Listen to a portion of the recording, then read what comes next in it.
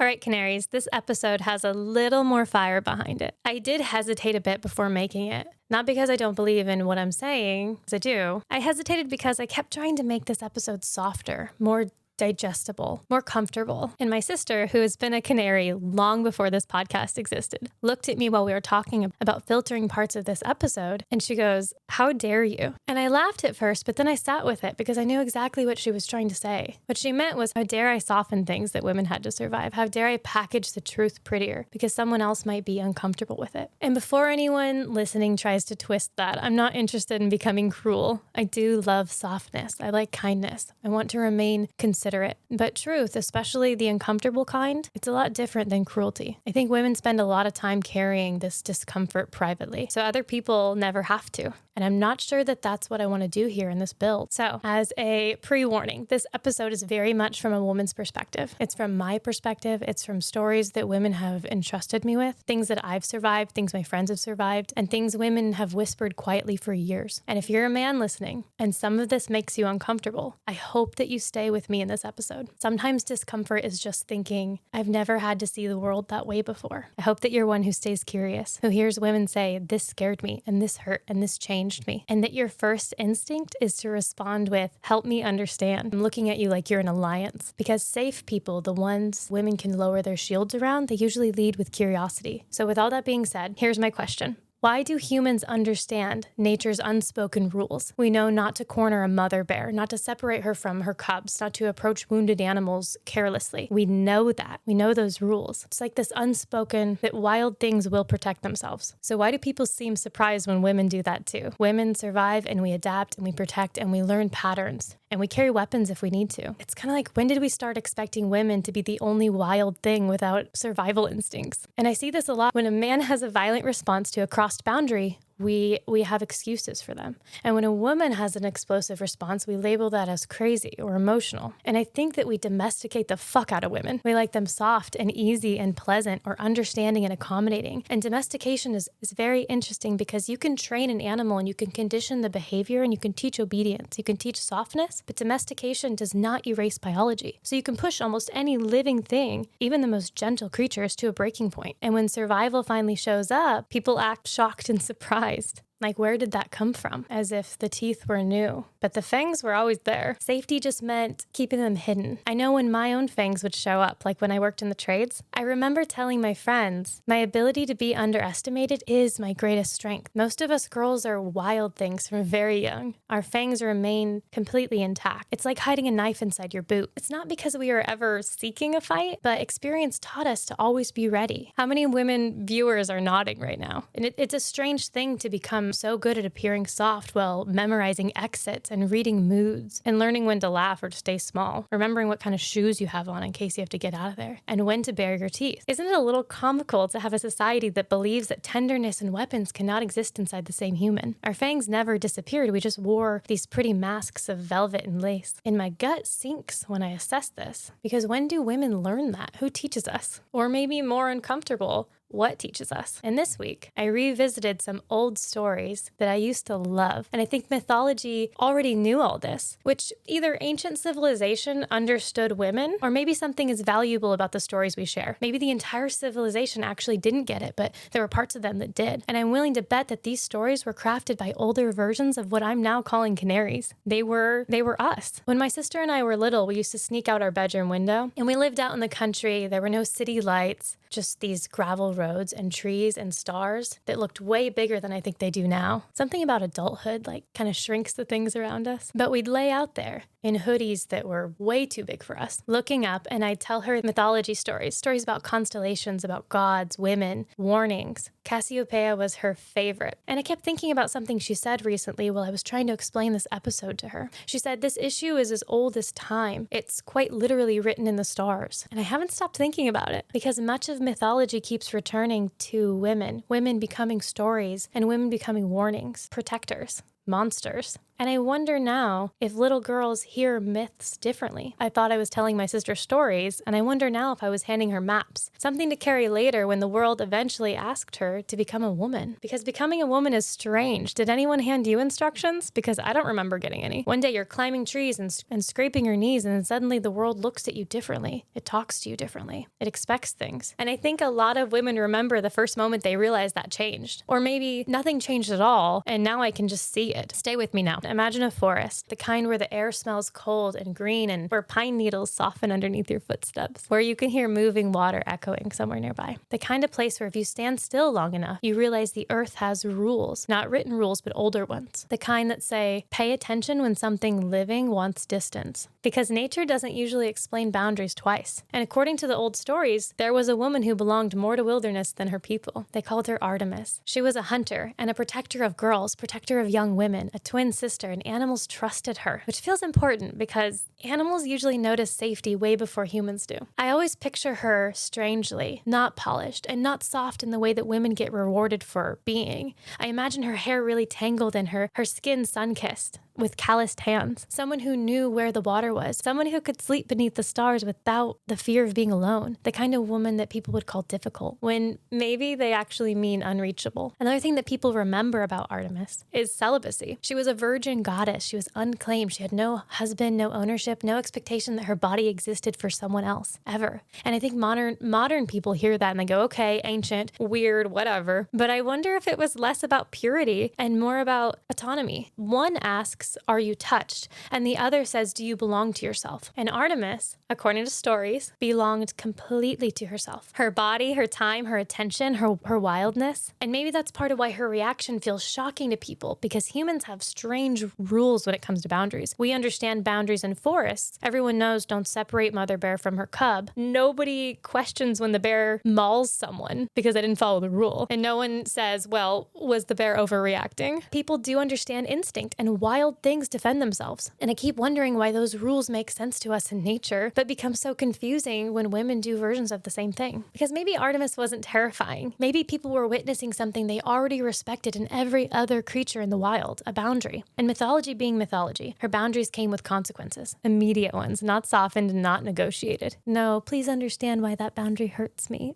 It's just a response. And maybe that's what unsettles people. It's not anger or even punishment. What's unsettling is a woman who belongs completely to herself, because women who belong to themselves are harder to access. They're harder to own, and they're harder to convince, and definitely harder to silence. According to the story, Artemis is deep in the woods, far from the villages, and far from expectation. And there's this hidden spring, cold water, stone everywhere. There's like this warm mist coming out from the water. She's bathing, fully nude, not sexually, not inviting, just existing in private. And then somewhere in the forest, a branch snaps. It's a small sound and it's easy to miss. Maybe women know this feeling too, when your body notices something before your brain does, and a man appears, and he's a hunter, he's a human. And mythology argues over him, which feels familiar too. Was he lost? Was he curious? Maybe this was accidental. Women listening might know this part because intention gets discussed a lot and impact much less. So I imagine him freezing because suddenly there's a woman, powerful, nude, unprotected. Maybe his gaze lasts a little too long. Maybe his curiosity lingers, and maybe awe becomes entitlement because he forgets boundaries. And humans have spent thousands of years debating this specific story, which I think is interesting because women have spent thousands of years explaining discomfort. He didn't mean it. He's harmless. He likes you. And maybe, eventually, a woman gets tired. Not tired of men, but tired of translating instinct, tired of defending why something felt wrong, tired of softening a no. And mythology being mythology, Artemis doesn't explain. She turns him into a stag, which is a deer. And his own hunting dogs, the creatures that he trained to follow him, they don't recognize him, and they tear his body apart. Greek mythology is about as subtle as a brick through a glass house.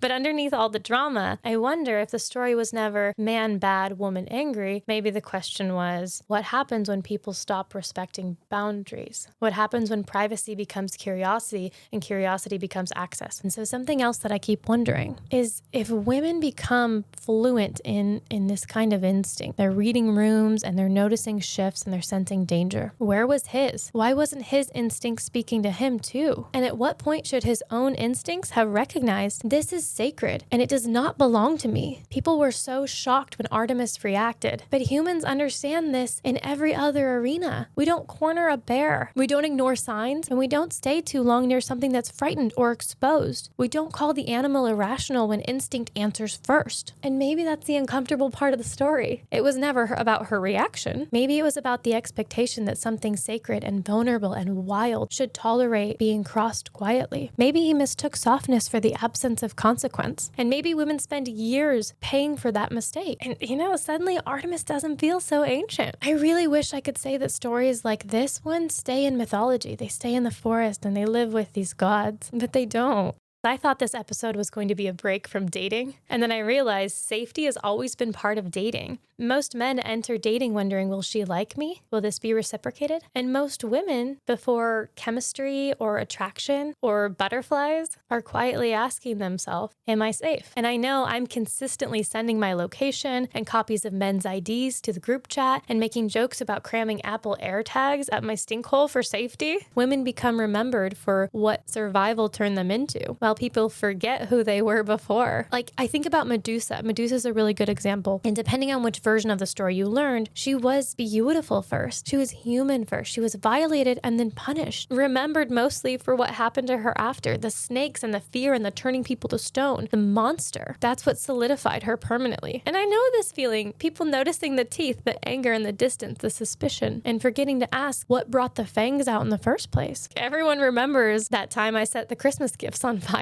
But no one talks about the amount of abuse that I had to endure before I stepped into the monster that was living inside of me. No one wants to ask or have the uncomfortable conversation of what actually happened, who crossed something sacred, who taught your nervous system to sit facing the exits. Medusa wasn't terrifying because she had snakes coming out of her head. People feared what happens when softness stops prioritizing comfort, because eventually women stop translating, and the answer just becomes no. There's no explanation, just no. And God, I wonder if Persephone knew that too, because people tell her story like it's this romance sometimes, like seasons, like pomegranates, like something beautiful. But when I think of Persephone, I picture a girl still young enough to believe picking flowers was an ordinary way to spend an afternoon. I picture sunlight and her hands full, spring, and then the ground opens and everything changes. And depending on which version of the myth you learned, she's taken. She's pulled underground into a world that she didn't choose. And her mother, Demeter, she searches everywhere for her, and she stops nurturing and she stops growing, and the earth itself becomes barren. And eventually Persephone, she does return, but not fully, because somewhere underground she ate pomegranate seeds. And mythology says that once you consume something there, part of you belongs to it. So she comes back, but she's altered. Part spring, part winter. I wonder how many women know that feeling. The strange grief of surviving something and then returning to your life while everyone expects that older version of you. Just carrying winter and places that nobody can see. More careful about where softness rests. Do you remember the first time your softness grew teeth? Because I do. Sometimes women survive things and survival leaves instructions behind. Take Cassiopeia, the one that I said was my sister's favorite. She was remembered forever as a warning. Her vanity became her punishment, and she was placed up into the stars not as an honor, but as one of the only constellations that were placed as a dishonor. The constellation is shaped like a W, and the legend says that she's seated in a chair, and as the world turns, you can see up her dress. Kind of eternal shame. And mythology keeps returning there to girls becoming women and girls crossing thresholds and girls learning lessons, which it's probably why mythology sits in my chest the way that it does, because the women in stories were rarely just beautiful. Artemis carried weapons and Athena carried strategy. Demeter carried grief that was powerful enough to starve entire kingdoms. They all carried survival. And maybe the thing that I'm circling around through all of this is something really uncomfortable. I think something strange happens when people look at women, beautiful women especially, the kind women, the gentle women, women with soft voices. People mistake softness for being unfamiliar with war. And women listening, I know you know what I mean. The women who nurture people and remember birthdays and carry communities, they look warm and safe and they look soft while carrying entire survival systems underneath it. I know that my voice sounds gentle now, and it is mostly, but softness wasn't where I started. I still have an entire artillery system inside of me. It can be a strange thing where people meet you now, where they meet you as kind and patient and soft, and they don't realize that this softness endured war. It wasn't free. We paid dearly for it. Pain didn't make me cruel, though I will say some version of myself is sharp, like that knife I keep in my boot. because survival taught us options. And sometimes when people see these beautiful things, they forget that beautiful things can also be really dangerous. Because when I look at women, and I mean really look, I wonder how often I'm looking at someone who learned the art of war like I did and chose softness anyways. That choice feels really important to me. And I remember this, I had this Valentine's Day that went to absolute shit. Like Hallmark would have revoked my membership. I was seeing this guy and there was no clarity. And his friends were like reassuring me, oh, he likes you. But his actions seemed very committed to an entirely different campaign. So another male sent me flowers on Valentine's Day, which launched this lack of clarity man into this silent emotional spiral. And in fairness, I remember thinking, no one knows about us. I'm not sure we know about us. I felt like I was his favorite secret. So how was anyone else supposed to know that I was off limits? You kept us off the record, which now that I think about it, unclear expectations and wounded egos have probably fueled half of human history and at least 40% of country music. So he leaves for breakfast. He's supposed to come back. So I get ready, hair done, cute outfit, high heels, and I'm waiting and waiting. And eventually I have this realization that he's not coming back. And my roommate gets home and she sees me all dressed up and I'm trying hard to pretend that I'm not sad, which women deserve Academy Awards for, by the way. We'll be actively heartbroken saying, no, seriously, I'm okay, while applying our mascara. Tiny little warriors.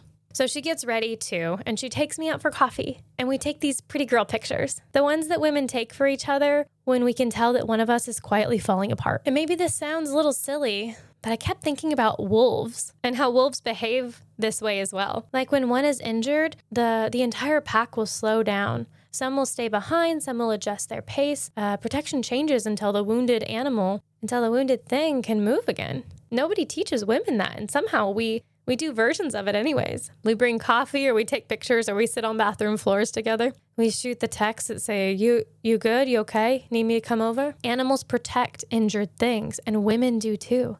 And sometimes that's with baring teeth, and sometimes that's with coffee. And later that night, because apparently the universe enjoys commitment to themes, my friend was also having a bad Valentine's Day, and despite my protest, insisted that we go out. Which, coming, as a universe thing, it feels kind of rude. Like, why were we all being humbled at the same time? Who's going to be the strength pillar? Anyway, so I take off my cute outfit, and I changed into a black hoodie and black pants, which is like the universal female uniform for please don't fucking talk to me.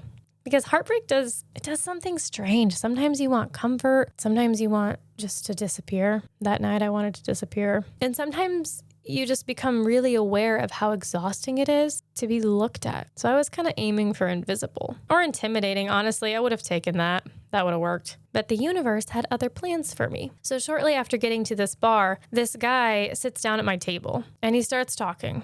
Normal enough. And I considered letting it slide despite the fountain of rage that had quietly been building up inside of me.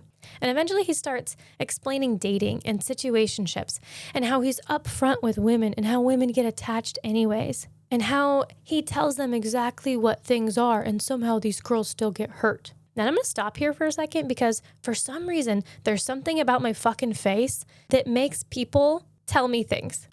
Sometimes I love that. I do think that people deserve somewhere safe to put things down, and I value connection a lot, and I love that I'm a safe space for a lot of people and even strangers. But in moments like this, when I was feeling heartbreak and anger and feeling embarrassed that I let some kind of quote-unquote love in again and then still got burned again, I wanted to weaponize every word coming out of my mouth, and it was unfortunate timing for this guy. And you guys, something inside of me just woke up. Not the healed version, not this podcast version, an older version. The one with the knife in her boot. I remember looking at this guy at this bar table and thinking, you do not sound as unaware as you're pretending to be. And to give you kind of a visual, I had an ex tell me one time that when I'm furious, that my voice stays really soft. That my face almost looks sweeter for a second, but my eyes are cold. He says my tone is like high-pitched and calm. And so it would always take him a minute to realize when I was being a total bitch. And people mistake softness for being unfamiliar with war all the time. Anyway, so I look at him and I smile and I ask, do you like science? And if you know me, then you know this question was a trap. I was already irritated, like I said, a little heartbroken, and I was already running on an accumulated grief of several Valentine's Days and probably a few thousand years of being a woman in general. And so when I said, do you like science? It was simply the first branch covering the whole. I was laying the trap. Or maybe I was just trying really hard not to rip his jugular right out of his throat. Like if he said one more stupid thing, I was going to lose it. But you know the version where your voice gets soft, almost sweeter. So what I said to him was, you like physics? Patterns? What about human behavior?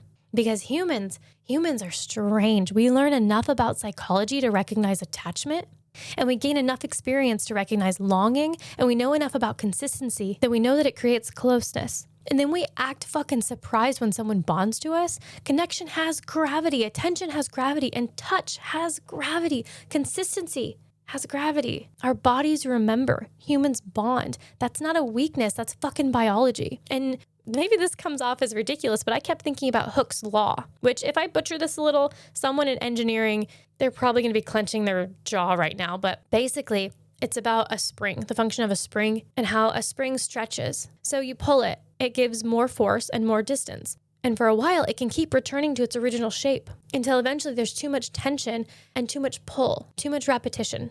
And after enough of that, something in the spring changes. And it's not necessarily dramatic. That's the part that's really interesting to me. Sometimes these things, they don't snap. They deform in small ways. They still function and they still move and they still mostly look normal. They just don't return to their original shape anymore. And I kept sitting there wondering, do humans have versions of that inside themselves too? I think they do. Because I've watched people, especially women, because this is the perspective of a woman, get stretched farther and farther from certainty, from clarity, from I know where I stand. But sometimes inconsistency doesn't create distance. It creates like this fixation. It's not because you're weak or stupid or I'm weak or stupid. It's because nervous systems are really weird. Patterns become familiar, even the painful ones, especially the painful ones. And I know attachment styles are not physics. I'm just using an analogy because I love physics and laws of nature feel grounding. They feel more controlled and they make my brain happy. So just let me have it. But I remember sitting there thinking, looking at this guy going, you know tension, you know repetition, and you know what happens when somebody moves close and then far away and then close again. Humans aren't springs, but bodies remember inconsistency. And eventually, after enough stretching, people stop behaving like themselves. They answer texts differently and they laugh less. And you start to question yourself more and you accept things older versions of yourself would have rejected immediately. It's not a lack of intelligence. It's chronic uncertainty changes people. And maybe part of why I was so angry that night had, nothing to do with him personally. But I was just so tired of mixed signals, and uncertainty is so exhausting. And I remember looking at this man thinking, how can you sound so surprised that people attach? That they hope and that they reach. Like consistency doesn't matter. Attention wouldn't matter. Warmth doesn't matter. And I wanted to ask him, have you never noticed what repeated tension does to living things? Because eventually after enough pull, after enough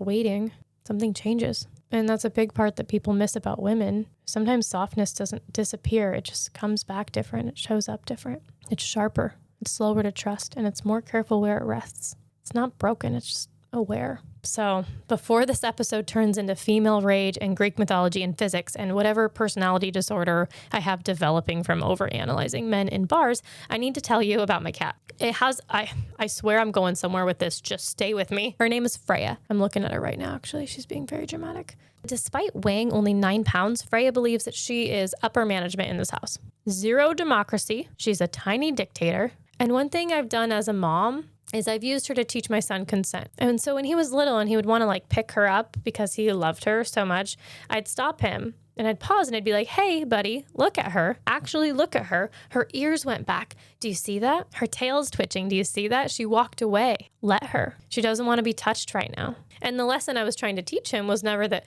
Freya is mean. Something living is communicating with you. And I kept thinking about that because isn't it strange how many women become so good at reading everyone else before people ever consider to learn to read us? I know when Freya wants space. I know when my son is overwhelmed before he says a word. And I know when my girlfriends say, I'm fine, and they are not fine. Women become like these little emotional detectives. And maybe that's why I love Artemis so much. The eldest daughter in me is like, yes, protector of girls, protector of young women, protector of that transition from little girl to strong woman. And maybe because women spend so many years quietly protecting each other, women really have been giving each other these maps for a long time. So I taught my son that love does not mean unlimited access, not to Freya, not to people, not to anyone. And gosh, I wonder how different dating would feel if more people learned that at a younger age. Like, really, think about it. How different life feels when someone notices, when they remember something. Not like fixes, not saves anything.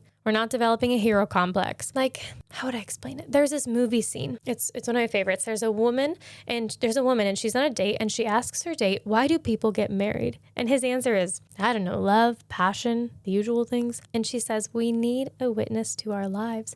And I remember hearing that and thinking, yeah, maybe. There are billions of people in this world. What are we asking, really? Maybe sometimes it's more simple than romance. Maybe what we really ache for is someone to look at our life and say, I saw that happen to you. I saw how hard you tried. I'm proud of you. I saw when your laugh started to change. I saw who you were before survival made you smaller. I saw when something hurt you. And maybe being witnessed is one of the most human things we could ask for. Not being admired or fixed, not being rescued, witnessed. And I'm curious how many people are carrying years of things that nobody noticed. And maybe canaries aren't only creatures sounding alarms. Maybe sometimes they're just witnesses. They're just people paying attention around you when your song changes. And I think that's why I've been wrestling with this episode like a lot. I've spent a long time trying to be fair and trying to understand people, protect images, and add context to things, translate them. Women become really good translators. He was hurting, or it's probably his childhood, or he didn't mean it, he was scared, or my personal favorite, he's an avoidant,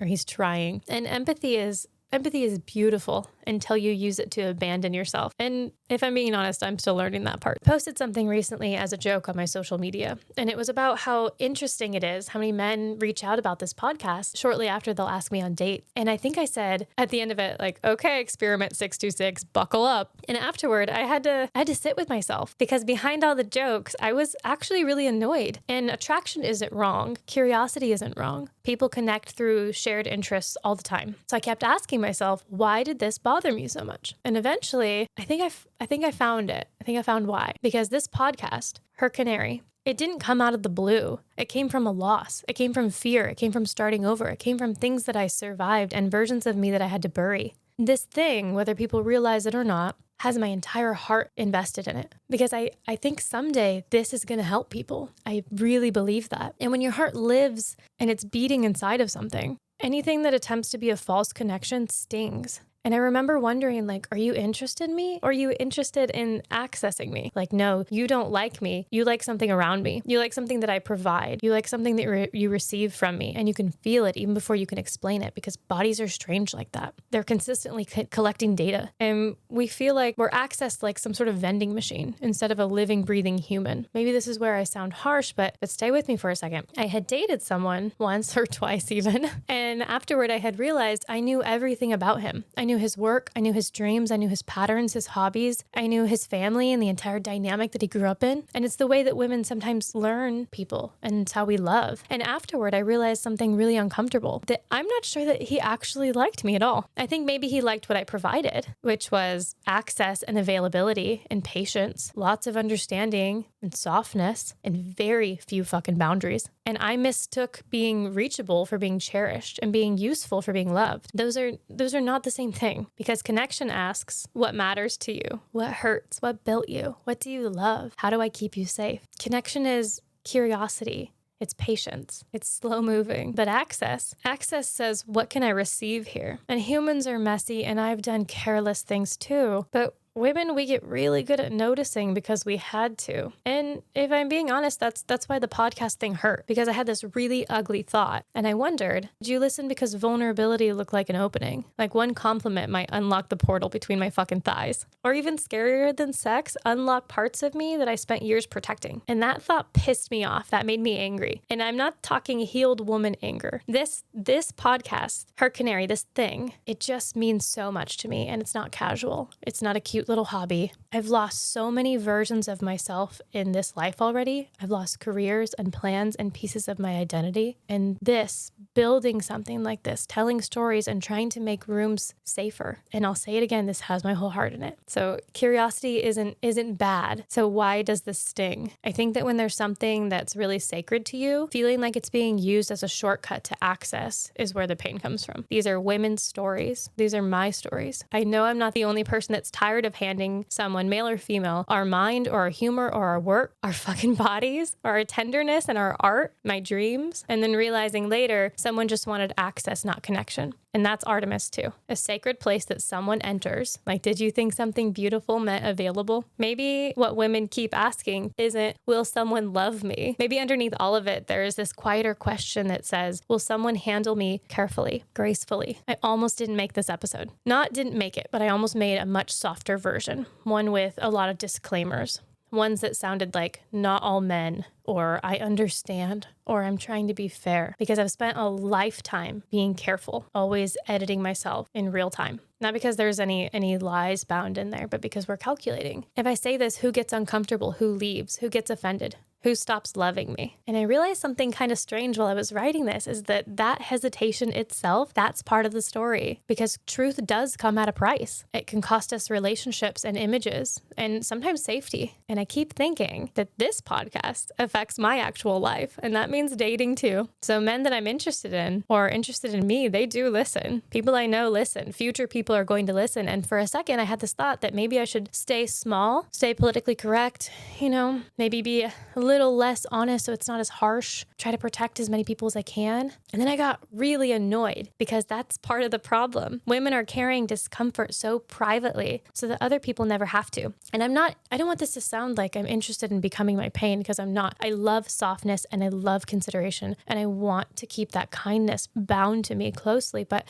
speaking truth is different. And maybe women deserve to get slightly more comfortable making people uncomfortable, because I know the people that harmed me did not seem burdened by my discomfort at all. Maybe a little bit of practice putting ourselves first is a good place to start. And before anyone thinks God, she hates men, I don't. I actually think this episode clarified something. I don't want men who fear these conversations. I want men who are curious about them. The kind that hear women pick the bear and ask, I don't understand. Will you explain? I want to understand. Because curiosity, real curiosity, might be one of the safest things a person can offer. I think about that Steve Irwin quote a lot about how crocodiles are easy because they just try to kill and eat you. But people are harder because they'll pretend to be your friend first. And underneath that joke, I think there's something kind of sad in there, because with wild animals, people understand patterns and they accept the consequences of crossing boundaries. And for many women, the fear isn't men are dangerous. The fear is, I can predict a bear. I know what a bear protects, and I know what happens when cubs are near. I know the rules. I think that safe people are predictable too. Not boring, but predictable. They're consistent, and they're able to sit with discomfort, able to hear women's realities without defending themselves first. Because safety, real safety, looks like somebody saying, help me understand your world. And I think that's who I hope listens to this. Not people collecting access points, people collecting understanding. So there's this comedian, Daniel Sloss, who said something that sat heavy with me for a long time. He said, there are monsters among us, and we call them our friends. And the quote isn't about strangers. It's that harmful people rarely arrive looking dangerous. They're funny and they're helpful and they're familiar. The guy everyone swears is a good dude. I think that's what Daniel was asking. It's what I'm asking too, is check your friends, check your boys. Not after something terrible happens, but before. When she looks uncomfortable, when your friend keeps pushing a no, when the joke stops being funny, when intoxicated suddenly becomes an opportunity, when every woman in the room shifts slightly around one person and you pretend not to notice. Women notice. We notice. We notice exits. We notice tone changes, hands lingering too long, the friend that nobody wants to be alone with. I remember dealing with an ex I was afraid of. I was really afraid of him. The kind of scared where your body stays alert long after the situation ends. He had been stalking me, finding me, showing up. And I remember finding the courage to admit to the security at this bar that I went to that I was a little nervous that he would find me, that leaving my house had become an act of courage. It was really nerve-wracking, but to please keep an eye out for me. And I was instructed to ignore him if he showed up. Don't react. And this ex showed up, and he was circling the bar like I was the prey, and I felt like it. And the security just kept saying, we'll handle it. If he does anything, we'll handle it. And I listened, and I was sitting at one of those 4 benches boxed in. I had a friend beside me. There was a wall behind her. There was no clean exit. And I didn't see him coming, but he just popped up behind me and scared the shit out of me. And so now he's standing over me, yelling. And this man is twice my my size. I just stopped thinking. My whole body just folded into itself, and I was the prey. I felt so small. And my friend who was trapped beside me too, she wrapped her arm around me and she kept her hand between me and him, and she kept saying over and over again, you need to leave. And then my other friend, who's across the bench from me, she's maybe 100 pounds soaking wet. She stands up and she gets right in his face and she's looking up at him. She's so small. Get out, get away from her. And I'm like verge of tears. And eventually she makes enough of a commotion that it spooks him, and he does take off. Then security came after. And he said, we seen that. Let us know if he bothers you again. I remember laughing and crying. And I remember crying after the police told me something similar weeks before, when this same guy refused to leave my porch, saying that he would stay as long as he needed, that I'd have to come out eventually. And when I earned the title of cop calling bitch, as he said, those officers told me that because he hadn't crossed the threshold of my door or damaged anything, because he hadn't hurt me, sitting on my porch just threatening me, there wasn't anything that they could do. And I remember thinking, this man is 6'4", 220 pounds. If he gets through that door, if he gets through that threshold, I'm not going to be able to call you. And I think about that sometimes, because women spend years being told, maybe you're overacting, maybe you misunderstood, maybe wait, maybe be polite. Meanwhile, our bodies were already noticing signals that this person was danger. Daniel Sloss also said, I had to admit there were signs, and I have to live with what he did for the rest of my life. That's the unbearable part, realizing danger wasn't invisible, it was excused, it was protected and minimized, it was laughed off. I don't think Artemis became fierce because she hated people. I think she became protective because she understood something ancient, that safety survives when communities defend it. Men calling out men, friends interrupting friends, parents teaching their sons, no is not a puzzle. Discomfort matters, and strength isn't making people fear you. Strength is making people feel safe around you. Maybe people call women difficult when they're actually witnessing survival. Maybe softness started carrying weapons. And if that stings, good, sit with it. Ask harder questions. Check your boys. Check your friends. Become someone that people unclench around. I think maybe before women say things boldly, first they whisper, like testing whether a room is safe. And that's what canaries do. One sings, and then another, and another. And eventually the entire room is changed. So maybe HerCanary becomes something. Not advice, not fixing, not tell me your deepest trauma. It's not that. It's something softer. It's like that pressure release valve. A place to put something down for 5 fucking minutes. Anonymous if it needs to be, and named if you want it to be. There's no shame either way, because maybe some women aren't ready to say, this happened to me. Maybe some of us can only say, I'm angry, or I miss them. I'm embarrassed. I feel lonely. I went back. I'm scared. I don't know if I'm okay. And for now, that's enough. That's plenty. Maybe bravery isn't always loud. Maybe sisterhood is less about solving problems and more about like, hand it here and I'll hold it with you for a while. We'll do this together. Women have carried things alone for long enough. So community starts there, not with a perfect answer or a 5-step healing plan. It starts with me too. It starts with, I believe you. Drink water. Text me when you get home. I noticed you've been quiet. Little girls become women, and women become stories, and stories become maps. And maybe if we're lucky, maps become communities. And maybe that's what this is trying to become. Somewhere safe, somewhere to set heavy things down, even if it's just briefly. My sister said something while I was building this episode. She said, this issue is as old as time. It's quite literally written in the stars. God, I think she's right. I think canaries have always existed. People who notice and people who check in. People who keep singing when someone else can't. I don't think healing is becoming fearless. I don't think it's that at all. I think maybe healing is becoming the kind of person that other people unclench around. And just like my heart's in this build, it's in those gravel roads I used to lay on under the stars with my sister, in the sweatshirts that are way too big for us, the women before us, the ones who hid warnings inside stories and inside mythology and inside constellations, Artemis and Medusa and Persephone and Cassiopeia, women becoming stories and stories becoming maps. And maybe that's why mythology survived. It's not because we needed entertainment. It's because people needed instructions. I don't think connection starts where people think it starts. It's not chemistry. It's not attraction. It's not being chosen. I think especially for women, connection starts at safety. The feeling your body gets before your mind catches up. The feeling of, I can exhale here. I can stop scanning. I can stop translating. I can put my fucking knife away. And maybe that's what women mean sometimes when they say someone feels safe. And maybe that's what I'm building. It's not followers. It's not content. It's not not even a podcast, really. It's something soft. It's a room. It's a map. It's a witness. A place that people can return to when survival has convinced them to become too careful. A place to set down heavy things. Somewhere to sing. I used to tell stories under the stars with my sister, and I think maybe I'm still doing that. It's just to more people. And if your voice got quiet somewhere, if survival made you smaller, if you're carrying something heavy and you aren't ready to sing yet, that's okay. I can be your canary for a while. I'll keep singing until you remember what your own voice sounds like. And then when yours comes back, you can become that for someone else. You can become someone else's canary. For a daughter, a friend, a stranger, a brother, or someone sitting quietly, hoping to be noticed. And maybe that's how healing moves. It's one voice carrying another until eventually there's an entire chorus. And who knows, maybe someday her canary grows roots that are deep enough for his canary too. And if we're lucky, maps become communities. And maybe that's always been happening. One person surviving something and then handing the lesson to someone that they love until eventually the story outlives the wound. It's our turn now to tell stories. It's our turn to write some of them back into the stars. So those little girls in oversized sweatshirts somewhere, and women carrying these heavy things quietly, and men trying to understand worlds that they weren't taught to see. Maybe all of them inherit different maps, and we should check each other's stories and maps out. I hope so anyways. All right, canaries, from silence to song, I'm really glad you're here. Till next time.